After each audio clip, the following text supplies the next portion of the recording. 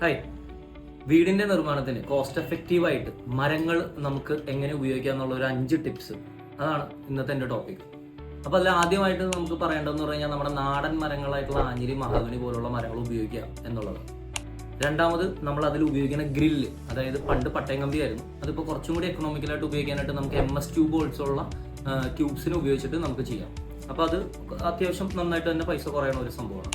മൂന്നാമത്, നമ്മൾ അതിൽ ഉപയോഗിക്കുന്ന ജനൽപ്പാളികളിൽ കൂടുതലും ഡിസൈനുകൾ ഉപയോഗിക്കുന്നത് ഫ്രണ്ട് എലിവേഷൻ്റെ ഭാഗമായിട്ട് കാഴ്ച വന്ന ഭാഗങ്ങൾ മാത്രം ജനൽപ്പാളികൾ ഡിസൈൻ ഉള്ളത് ഉപയോഗിച്ച് ബാക്കിയുള്ള ഭാഗങ്ങളെല്ലാം പ്ലെയിൻ ആക്കി കഴിഞ്ഞാൽ കുറേ പൈസ സേവ് ചെയ്യാൻ പറ്റും.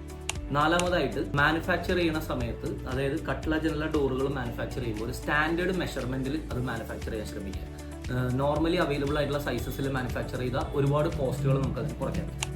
അഞ്ചാമതായിട്ട്, പോളിഷ് ഉപയോഗിക്കുന്നത് മെയിൻ ഡോറ്, മെയിൻ കട്ട്ല, ഫ്രണ്ടിലെ എലിവേഷന് ഭാഗം, കാഴ്ച വന്ന ഭാഗങ്ങൾ, നേരത്തെ നമ്മൾ വിൻഡോ ഷട്ടേഴ്സ് കാഴ്ച വന്ന ഭാഗത്ത് ഡിസൈൻ ഷട്ടേഴ്സ് ഇടാൻ പറഞ്ഞില്ലേ, അങ്ങനെയുള്ള ഭാഗങ്ങളിൽ മാത്രം പോളിഷ് ഉപയോഗിച്ച് ബാക്കിയുള്ളതിനെല്ലാത്തിനും നമ്മൾ ഒരു പെയിന്റ് ഫിനിഷിലേക്ക് കൊണ്ടുവരണമെങ്കിൽ ഒരുപാട് കോസ്റ്റ് സേവ് ചെയ്യാൻ പറ്റും.